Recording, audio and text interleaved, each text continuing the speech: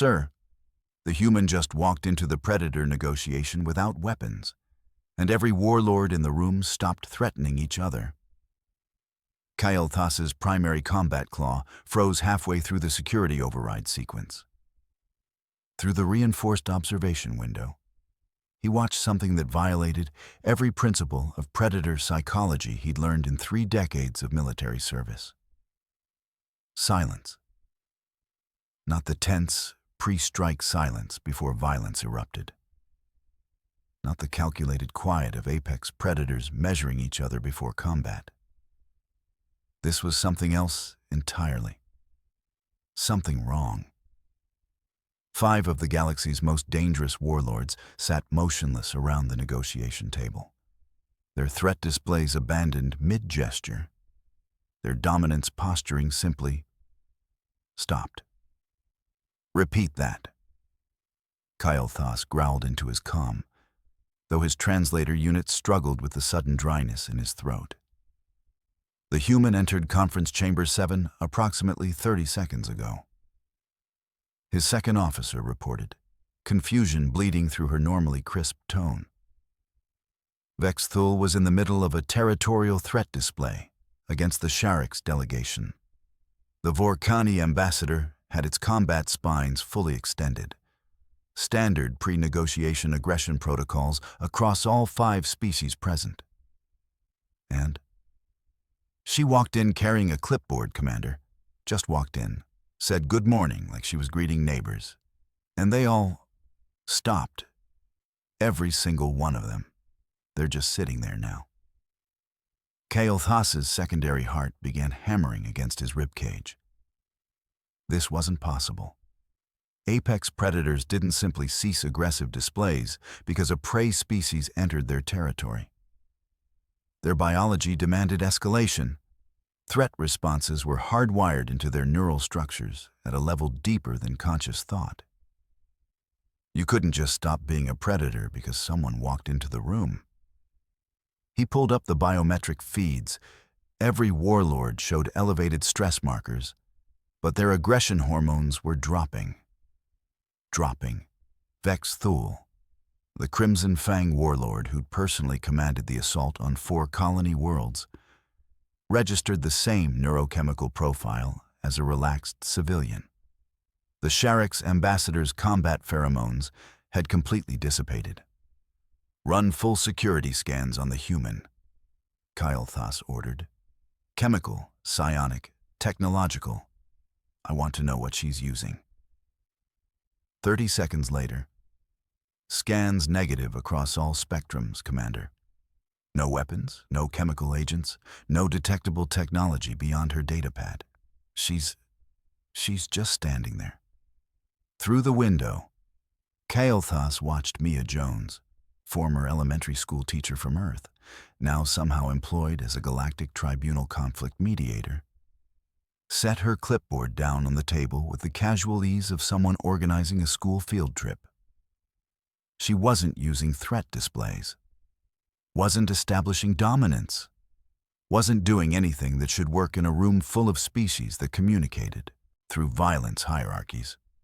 And every warlord in the room was watching her with the rapt attention of predators who'd suddenly forgotten they were predators. Commander. His second officer's voice carried an edge of panic now.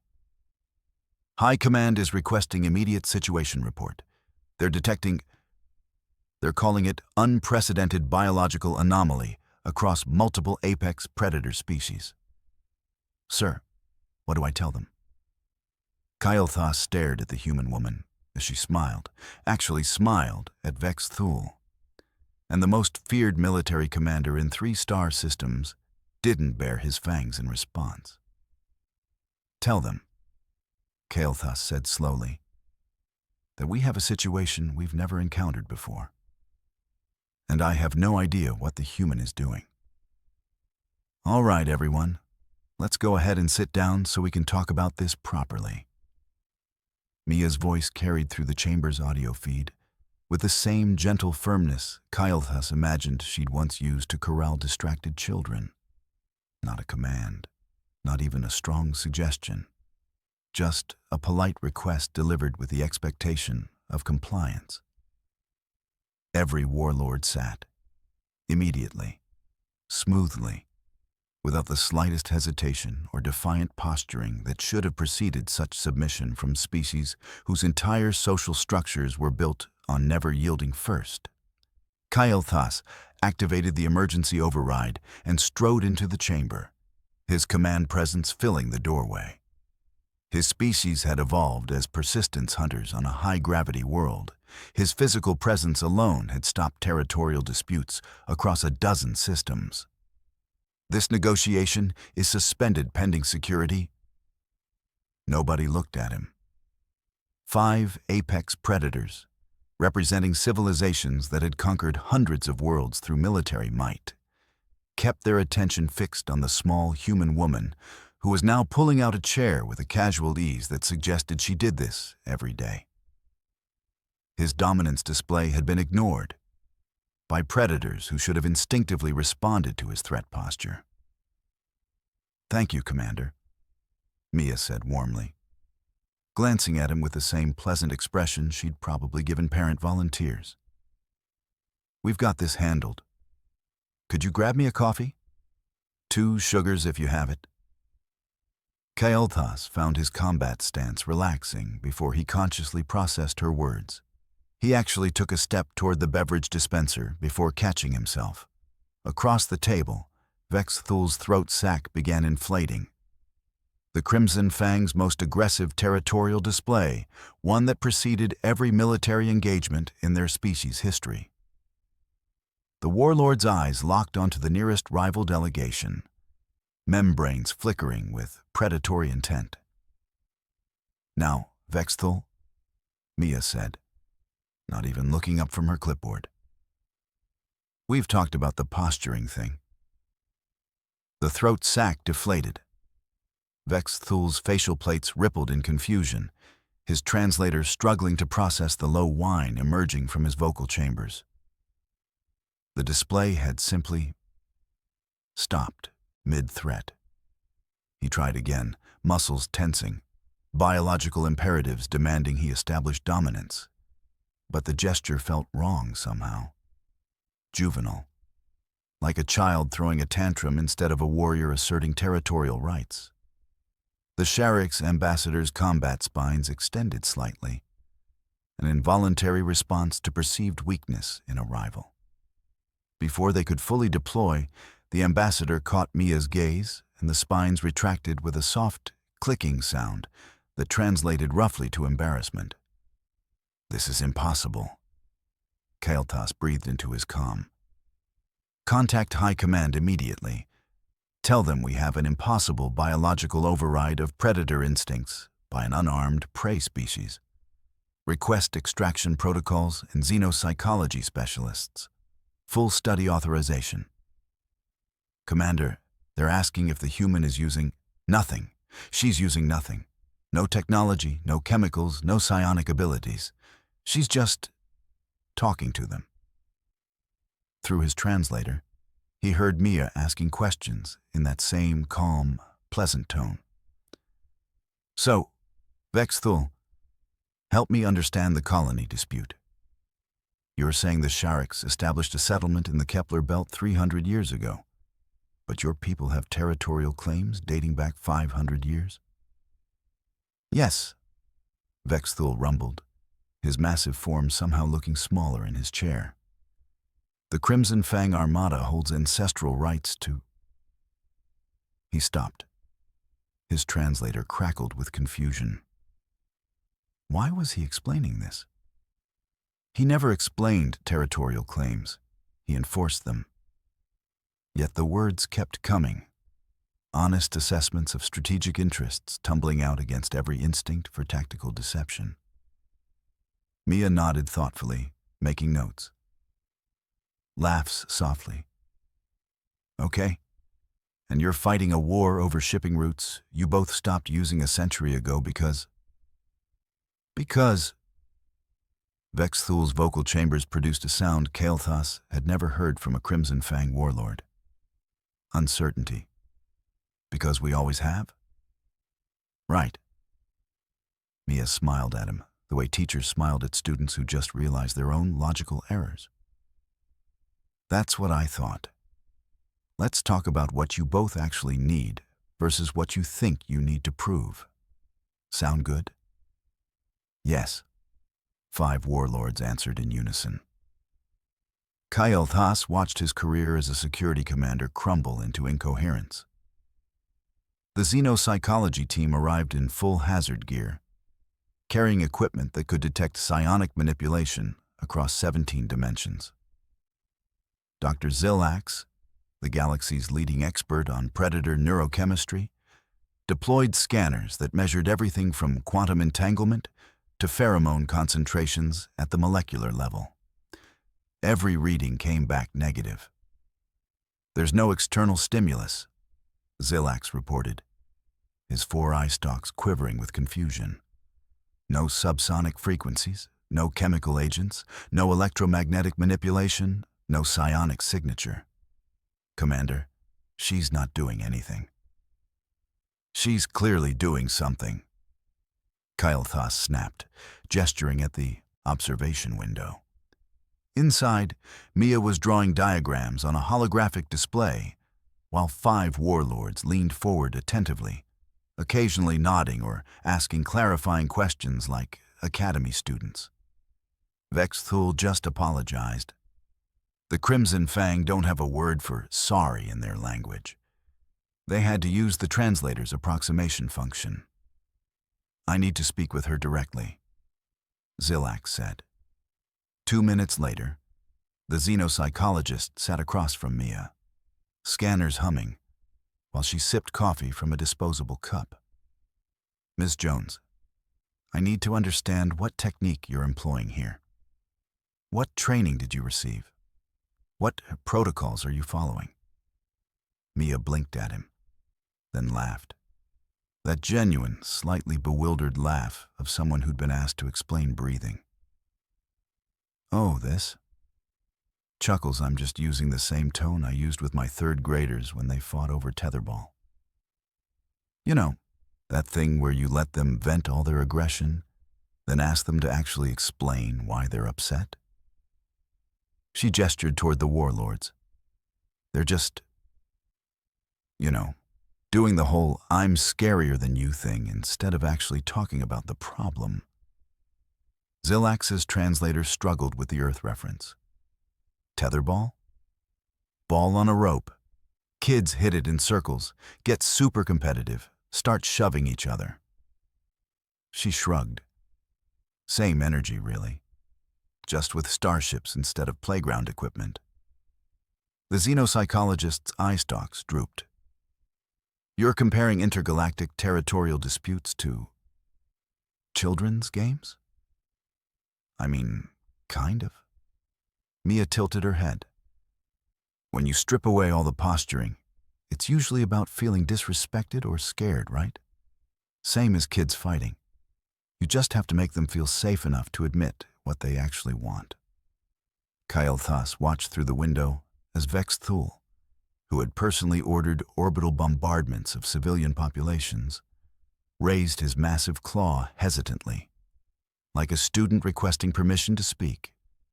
The warlord waited until Mia nodded at him before proceeding with his point about trade route accessibility. The commander's military career was founded on understanding predator hierarchies, dominance through strength, territory through violence, power through the capacity to inflict harm. Every strategy, every protocol, every negotiation technique in the Galactic Tribunal's database assumed that apex predators communicated through threat displays and would only yield to superior force. But watching Vex Thul wait politely for his turn to speak, that entire framework felt suddenly juvenile. Like children playing at war because they hadn't learned better ways to communicate. "Doctor," Kael'thas said quietly into the comm, "what's happening to them?" Zillax was reviewing neural scans, his eye stalks flickering rapidly, a sign of deep distress in his species. "This is... Commander, I need to conference with the High Council's Biological Warfare Division immediately." Biological warfare? She's not as a weapon, as an explanation. Zilax pulled up comparative brain scans. Look at these readings. When the human speaks, we're seeing activation patterns in the warlord's neural structures that correspond to... It's the same regions that activate during offspring protection behaviors. Kyle Thas stared at the data. That's impossible.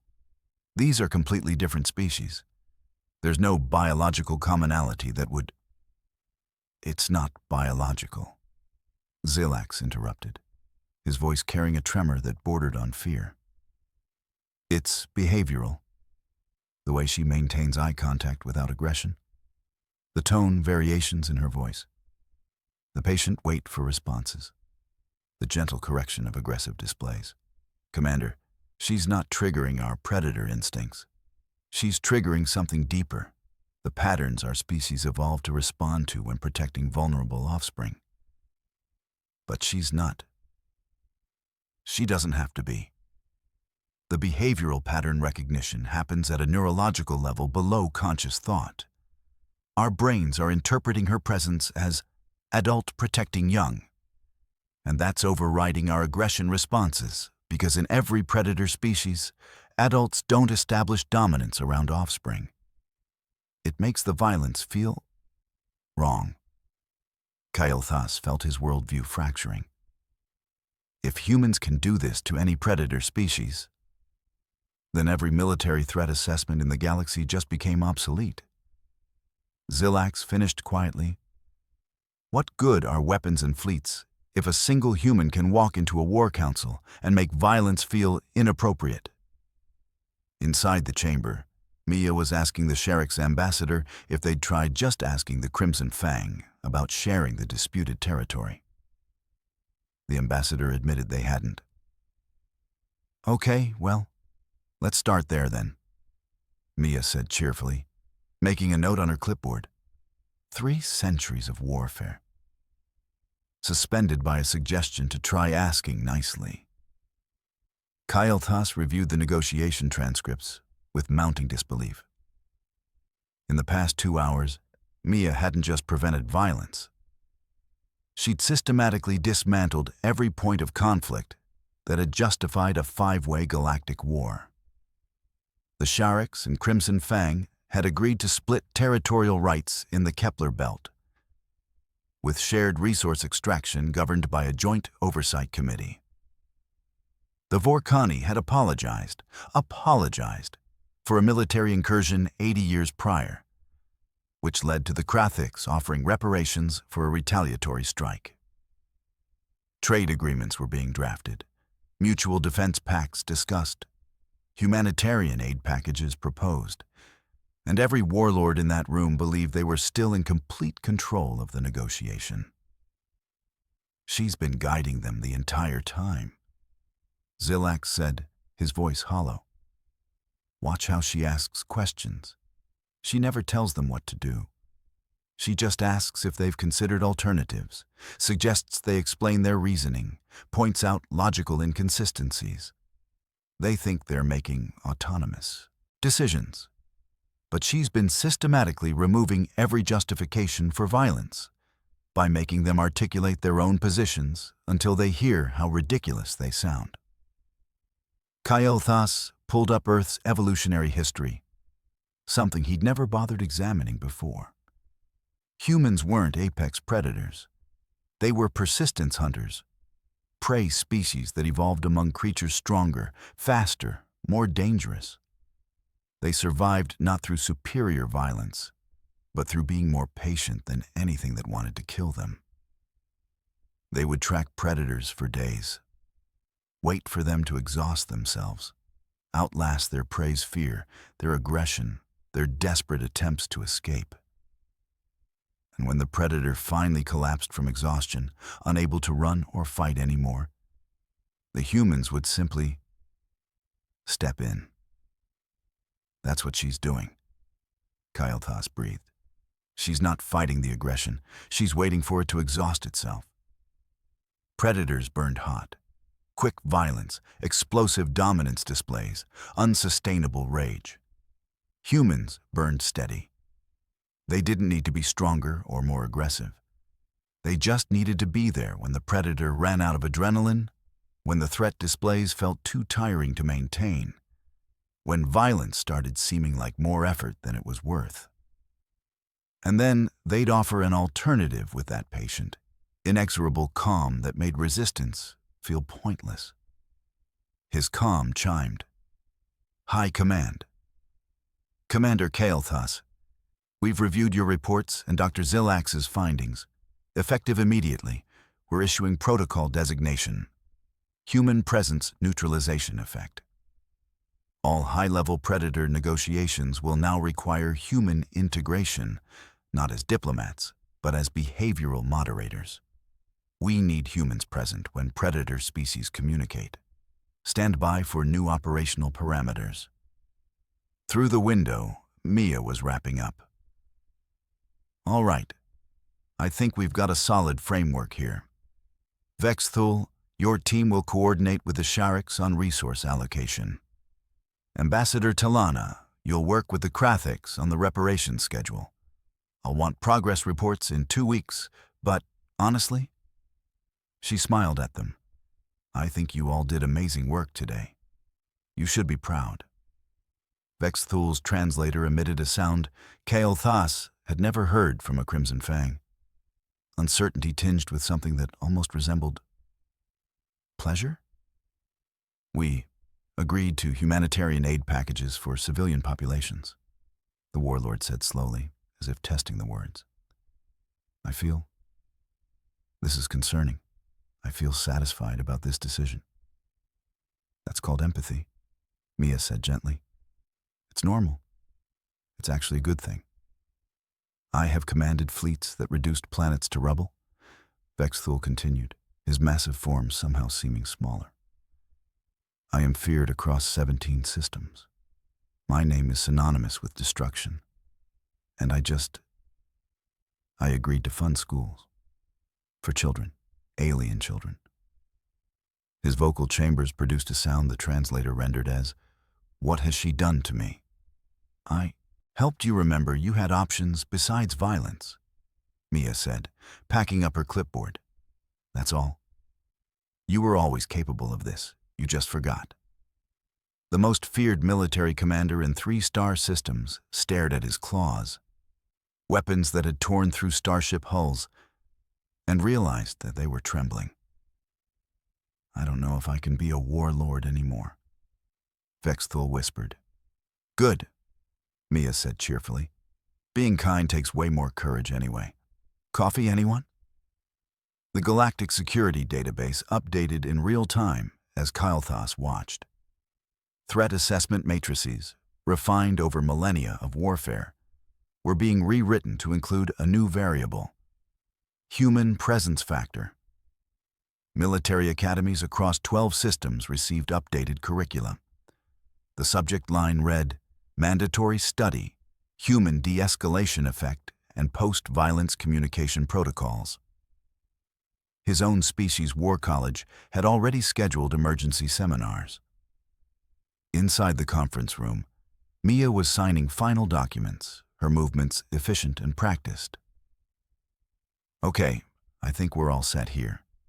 I've got parent-teacher conferences next Thursday, but if anyone needs follow-up before then, just message me. She glanced up with that same warm, slightly amused expression. Oh, and if anyone needs help with, relationship stuff or family issues, I've got about 20 minutes before my shuttle. Silence. Then the Sharak's ambassador's translator crackled to life. My mate believes I prioritize military strategy over our bonding rituals. I don't know how to. I want to fix this. I have 3 offspring who refuse to speak with me, Vexthul admitted quietly. They say I'm always fighting, never listening. The Vorkani delegates' spines drooped. I haven't visited my birth nest in 40 cycles.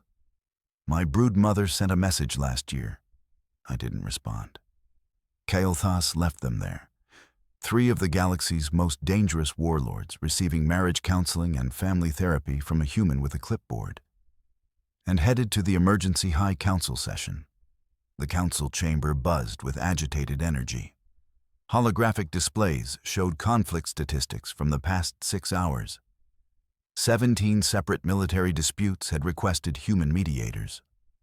4 ongoing wars had entered ceasefire negotiations pending human consultation. The Krathix Empire had formally submitted a request for humans to train their diplomatic corps. The implications are clear, the council chair announced, her translator rendering her species' clicks and whistles into galactic standard. Humans possess an evolutionary advantage we failed to predict. They can neutralize predator aggression across all known species through behavioral patterns alone. This fundamentally changes the definition of apex predator in galactic context. It's more unsettling than superior firepower, someone muttered. The chair continued. Effective immediately. All high-level predator negotiations will include human presence. Not as diplomats. We have those. Humans will serve as behavioral moderators. The thing that makes us remember violence isn't our only option. On the displays, military conflict projections dropped 30% galaxy-wide. Predator species were already adapting, developing new communication methods because the old ones felt inappropriate around humans. Threat displays were being replaced with verbal negotiations. Dominance hierarchies were being questioned for the first time in evolutionary memory. The galaxy was learning to talk instead of fight.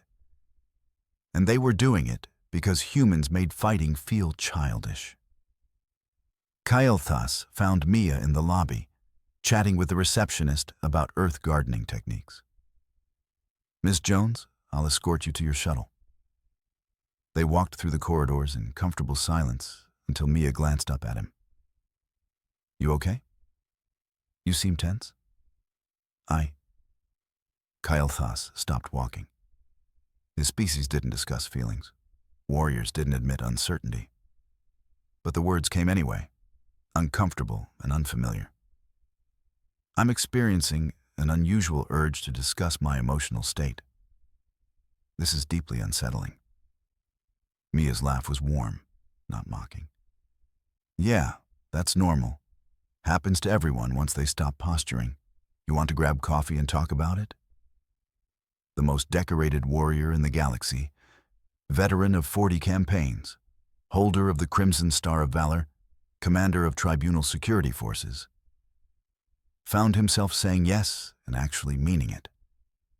As they headed toward the cafe, Kael'thas's calm erupted with priority alerts.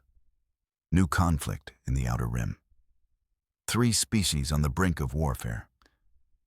High Command's message was immediate and unambiguous.